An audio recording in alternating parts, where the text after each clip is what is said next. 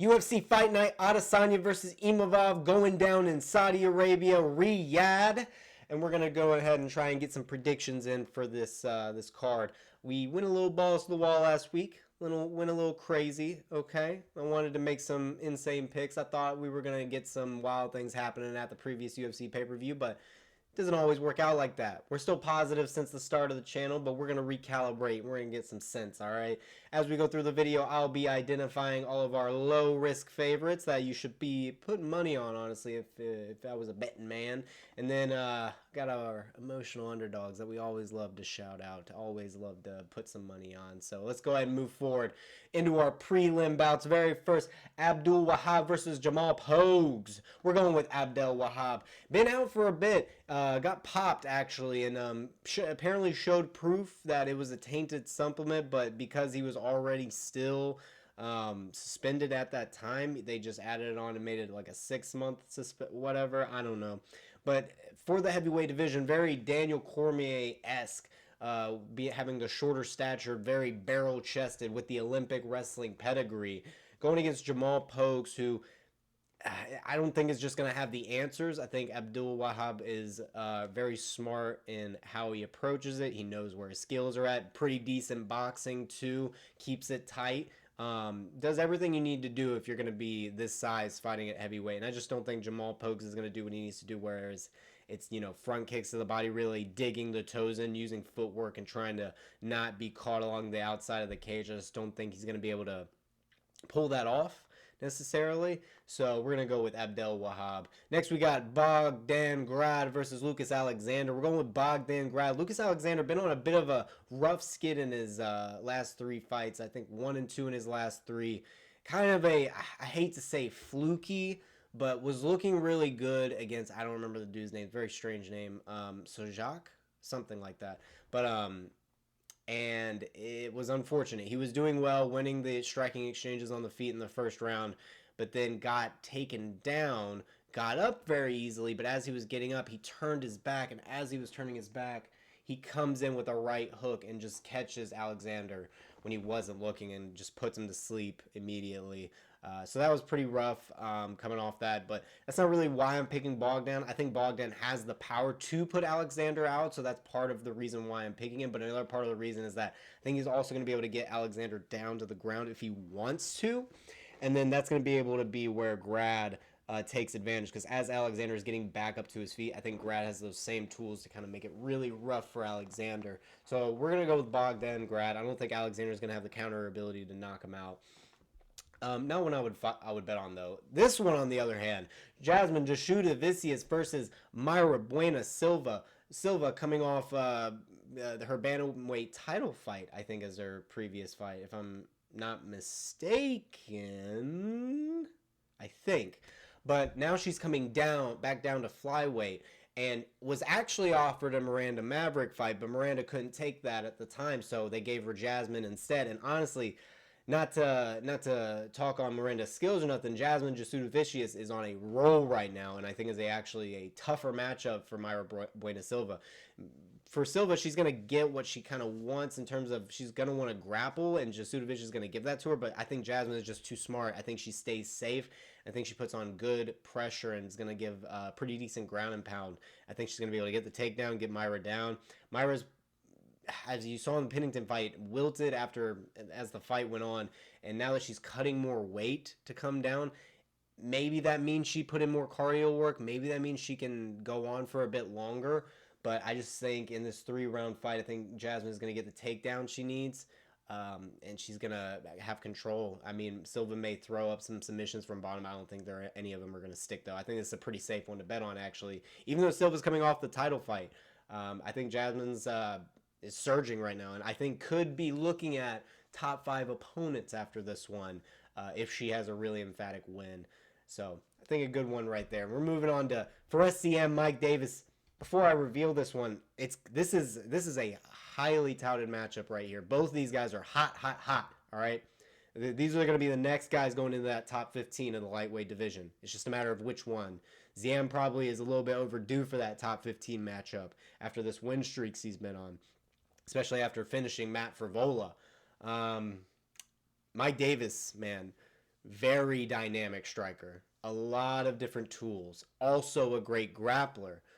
This made it very difficult for me to choose this, but I'm going to go with Ziam. We're going to pick our first underdog of the card, Ziam. I don't know if the odds are still have him like this. This was put together yesterday, so it could have shifted. I don't think it would have, though.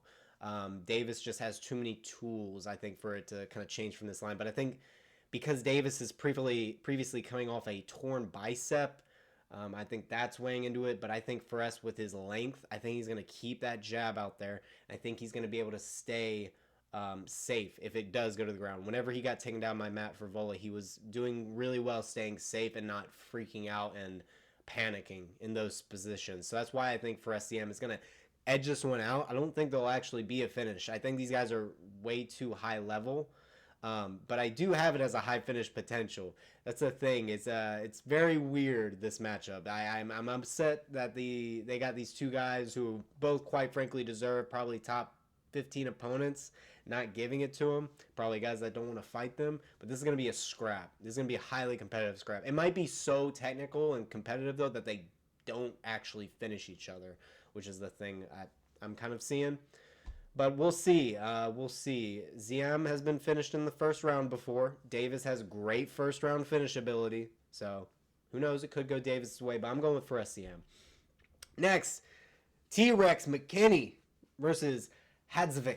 Hadžović, I don't like picking off of age because our boy Davy Grant is our underdog of the century, and we always love to bet on our old man Davy Grant, but you got to go with McKinney here. I just think Hadžović is a bit over the hill, and if McKinney chooses to grapple, which a lot of times he doesn't, so that's why his part of this is dangerous. If he chooses to grapple, he will have the advantage over Hadžović, and even on the feet, it's so unpredictable, and McKinney's finishing ability is so good. I have trouble picking against him in this matchup, so we're going with Terrence McKinney for that one, but I would stay so far away from betting from that fight. Don't bet on Terrence McKinney fights. You can bet on a finish. Bet on someone getting finished if that's an option for you. You know, bet on someone getting a finish here. Submission or KO, I think, could happen in this one. So going with McKinney there. Next, we got the boy blobs. Shamil Gaziev versus Thomas Petersen? Yeah, Thomas Petersen. Thomas Petersen not having the greatest run in the UFC so far, okay? But, you know, he's doing his thing, but I think we're going to have to, obvious pick here. Shamil Gaziev. I think Shamil is just going to be too much for him. Too much experience. Better grappling pedigree. Even though Petersen's base is grappling, he is a wrestling base. He's the smaller guy compared to Gaziev. And look, I think Gaziev has plot armor when it comes to unranked heavyweight fights, sadly. So Shamil Gaziev, I think, is going to get this one done. Decision, though, I think it's a safe one to bet on. Probably put that one in your parlay, which we'll discuss later on. But I think this is a pretty good one to bet on here. Shamil Gaziev. Next, we got Naimov versus Ofli. Okay, this is also a bit of a tricky one here. Even though the odds have them pretty wide apart, which I think is appropriate because Naimov is a very high-skilled opponent, okay? The fact that he lost to Felipe Lima, that shot Lima's stock up massively. All right, Felipe Lima is now a hot prospect, and he just put out a tweet asking who we think he should fight next in bantamweight. I'm not sure. But we're going to go with Naimov here. Ofli, sadly, losing his Ultimate Fighter finale against Myron Santos. I just don't think he's going to have the size on his side. Very short reach. I think it's said 66 inches. I think Naimov, with his boxing defense and just boxing fundamentals being so sharp, I think he's going to catch Ofli, and I think it's going to be another finish, I think, for Naimov. I think he's going to see a lot from that Myron Santos fight, and he's going to take a lot from that and bring it to this matchup. So we're going to go with Naimov for this one. Next, we got Ikram Aliskerov versus Andre Muniz. The odds are appropriate. Ikram, also, bet on Naimov. Good bet there. Good odds. Ikram Aliskerov, easy pick here. I think people see the Whitaker fight, and they just kind of write off Ikram right after that. But we got to remember, Robert Whitaker is a world-class fighter, okay? The fact that Ikram had to come in there last second and do his thing, Sometimes you get the shit into the deal. That's what happens. But Ikram, obviously, outside of that, has looked fantastic. I think he's going to put it on Muniz, and I think he's going to finish him via KO. I think these odds are kind of speaking to that as well. So I'm not going to go any deeper into that because I am excited for this next matchup here. Ooh. Who wants to see a Nurmagomedov lose again? Because Paul Hughes beat Usman. Vinicius Oliveira versus Said Nurmagomedov. Now, Said, again, not a part of the Khabib Nurmagomedov family. He is actually not related to them. From Dagestan, but not a part of that family. What I think I'm seeing in this matchup, Oliveira will not get taken down and submitted by Said, excuse me. Said will also not guillotine Oliveira because I don't think Oliveira is going to play that clinch game with him. Unless Oliveira tries to play it a little bit to try and maybe tire out Said a little bit. But I don't think that's Oliveira's game. I don't think he likes that. He has decent takedowns. If you saw at the end of the Ricky Simone fight, very impressive entry into the double leg trip. Just to kind of style on Simone at the end there. But Vinicius is a massive, massive bantamweight as well. And I think he also has the ability to sustain that striking pace over 3 rounds. Now, he hasn't been tested too much in the grappling. Bernard Sapage put him in a dangerous situation in the first round there, but Oliveira just survived that, got him off, and then put on damage at the end of the round. If Said chooses to grapple here, I think he's going to be very surprised in the brick wall he's going to run into. And I think Vinicius Oliveira is going to maybe even tire out Said, because I'd be interested to know what his game plan is. If Said decides to stand and strike at range, though, that could cause problems for Oliveira, because Oliveira has been caught on the chin because he fights with his hands down, and he throws crazy combinations and relies a lot on head movement, And what I really don't like is how he slips to the outside of straights. He slips to the outside of straights like it's waiting to catch a tracer kick. Like he's ready to get Leon Edwards. But I just think because Oliveira, what he does as well, this is more of the mental aspect. He likes to get in his opponent's heads during the fight. He likes to talk a little trash in there. He likes to, taunt them. I think that gets into the heads of a lot of the guys from Dagestan. I think that discourages them pretty well whenever they're made to feel any part human. I know this is a little bit out there in terms of like the mental game, and it's not really talking about the actual MMA game, but I think it's going to play a part here because these guys are so close in skill. Said looked really good against Jonathan Martinez. Jonathan did really good to win that fight and definitely did win that fight. But I think this style matchup is going to cause a different set of problems for Said that I think is going to be too much for him. So we got another underdog that we're betting on here, Vinicius Oliveira. We want to see him go to the top. I want to see him against some crazy good matchups in the top 15 at bantamweight because he could cause some damage. All right, now we're moving on to the big boys. Sergey Pavlovich versus Jairzinho Rozenstruik. We're going with Sergey Pavlovich. I think Sergey is going to take a different approach for this fight than what he did with Volkov. I think the Volkov matchup was just a incredibly difficult matchup for him. That's a tough one. And with this one being a bit more approachable for him in terms of the size, difference, I think this is going to be a bit more easy for him. And I think that Rozenstruik does not do well when he's getting backed up. I don't think he does. And I think Sergey is going to pick up on that, and he's going to go for it. I think he's going to do very similarly what Francis Ngannou did to Jairzinho, not in that exact way. But I think once Sergey sees that he's able to back up Rozenstruik, he's going to start turning up that volume and turning up that pace, which I think is going to probably end up in a Rozenstruik being KO'd. That's what I'm thinking here. But I'm very surprised, actually, that Sergey is at plus money here, just because he lost to the current interim heavyweight champion in Tom Aspinall, who's looked phenomenal. And then he lost to Alexander Volkov, who also has looked phenomenal and beat Cyril Gane and was robbed of the decision. So these odds are still very close. I'm just kind of surprised they got Pav at plus 122. Just a little surprised by that, but we're going to get our next underdog there. I don't know if these odds have shifted. I could see it shifting, but I got Sergey there.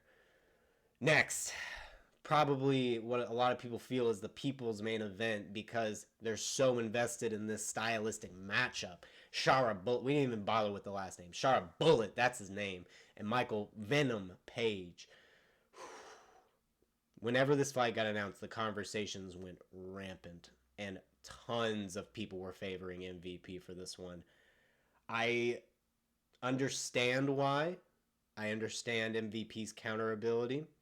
I just think we cannot forget this is an MMA fight, and two, Shara Bullet also is a credentialed kickboxer. Like, this guy is, I mean, that's his base. Okay, that's what he does, and these odds I think are pretty appropriate. I would even put, I would say minus 250 is I think more appropriate for Shara. I think the leg kicks are going to be a big factor in this for Shara. I think MVP knows that Shara is going to go for his legs, so he's probably practicing those counters like a madman. Because Shara is gonna, I think he's gonna pull out the arsenal for this one. I don't think he's gonna show as much respect to MVP that as he probably should. Shara, I don't think fights in a way that respects opponents too much. I think he goes for it. He keeps to his style. He stays true to it, and I respect that a lot. What I'm also worried about is this late in MVP's career. Where's the speed at? Because in the Ian Gary fight, it looked like it was still there, but that was a counter striker versus a counter striker. Shara Bullet, he can counter, but to me, he's not a counter striker. He uses footwork and he does circle, but his dynamic combinations aren't really used to counter. Okay, they're used to catch opponents when they're in bad positioning, not necessarily when they're throwing a shot and he's using it to counter. I just see him using pretty much the entire cage to his advantage, which I really like, especially against an opponent like MVP, who is going to need to be set in his stance to land on you. MVP isn't going to be moving a ton to try and find angles on Shara. That's going to be Shara doing that, and I think he's going to do the better work. So we're going with Shara Bullet there. Okay, I might eat my words there. Venom might catch him across the chin because the speed advantage may be too much. But I think Shara Bullet's going to get this one done. I think it's going to be a decision, though. I don't think he's going to be able to finish MVP. May even take it to the ground and try to keep it there to just kind of steal around, kind of help secure a win. Who knows? Next, we got Israel Adesanya versus Nassourdine Imavov, the surging contender. Probably this fight, if he wins this fight, it's going to be title shot after this, especially if he wins it in emphatic fashion. If he somehow manages to finish Izzy, or just shut him out for 4 or 5 rounds and really put damage on him, I could see Nassourdine immediately calling for a title shot after this. But sadly, that's not going to happen because Israel Adesanya is going to win this fight. I think this is a really good matchup for Izzy. This is kind of what his bread and butter was on the way up, especially whenever he defended his title against Jared Cannonier. I think it's going to be a very similar situation to that. Now, the size advantage is not going to be as pronounced for this one. Izzy is going to be pretty much fighting a mirror size advantage to himself, not in terms of style, but just in terms of size. So it's going to be a little bit more difficult for him, but I don't think he's going to be able to feel that same pressure that he felt in the Dricus fight. He looked fantastic in that Dricus fight, and he was taking punishment and still going on in that Dricus fight. And that gave me a lot of confidence. And that gave me a lot of assurance that he knows what he needs to work on. And that's not even necessarily the things he needs to work on for this fight. But I think he's going to come into this an entirely different fighter. I think people have been seeing a lot of the his over-under lateral throw that he loves so much, Adesanya. He loves throwing that sacrifice lateral throw, which I hate. I did it over the weekend just for funsies because I was like, let me try this out. Let me see how this works. And it actually worked, but man, I get a little worried when I see him thinking about these sacrifice throws. I mean, for his long limbs, he does have that, John Jones type of frame for this weight class, so those kind of throws do work well for him. But I think he's going to be introducing a whole lot of tools that we've not seen previously, because I think Imavov is going to also try to mix up his game. I think Adesanya is planning for that. I think he's going to be faster on the counters, even though Nassourdine is more of kind of that counter striker. Nassourdine may feel he needs to move forward to kind of break Adesanya because of what he just kind of saw in the Dricus fight. Imavov does have a bit of grappling. He does. I don't think it's going to be the same level as Dricus, though. It's just not going to be in it. Adesanya has great takedown defense, and he's got great pocket defense too, as we've seen recently from the Pereira finish. He can counter in close. So if Imavov tries to get crazy on him, like he did with Jared, you never know. Okay, is all I'm saying. You never know. But I think Adesanya season's coming back. I think the title run starts now. Okay, especially when you got Strickland and Dricus, the two guys at the top right now. I think Adesanya could still slide in, okay, and fight either one of those guys, whoever the loser is of that fight, or if he finishes Imavov. If he finishes Imavov, then he definitely is going to get a title elimination bout after that. I think so. But Khamzat is probably going to be next in line. So that makes the matchups kind of weird. I don't even know what to think of that. It's a little bit of like Dricus he's got his free choice there of who he wants after this. It could be Imavov, could be Khamzat. I would really rather see Khamzat fight another guy. I know he just beat Robert Whittaker, but I'd really like to see him fight someone else. It's a little disappointing. I feel like we're not really getting the full potential of the Khamzat Chimaev career so far, but what can I say? Adesanya is going to win this, though. I have good feelings. So let's move on to our parlay of the card. I think we got a pretty darn good parlay put together. I call this the Bearded Boys parlay. We got Naimov, Aliskerov, Gaziev, and Ziam. All right? All the Z's, all the V's, okay? They're all here. And they're going to get you that parlay, baby. And if you want to do a justice to make it a safer one, you could pull Ziam out, maybe replace him with a Bullet, maybe replace him with a Pavlovich, maybe replace him with an Oliveira. I think whichever one of those three picks that you're more confident on to help boost those odds and make it like an even better payout, I think those would be good replacements. But that's the card. I think this is going to be a fantastic action-packed card. Just this main card alone is better than the Dricus Strickland main card. Like this is an insane card for Saudi Arabia. So you know they paid out that oil money, and you know that the V's and the Z's, the Bearded Boys, probably gonna be rocking away with some decisions. I'm just gonna be honest with you, but that's the picks. Hope you all enjoyed it. Let me know what you think I got right, what you think I got wrong. See ya.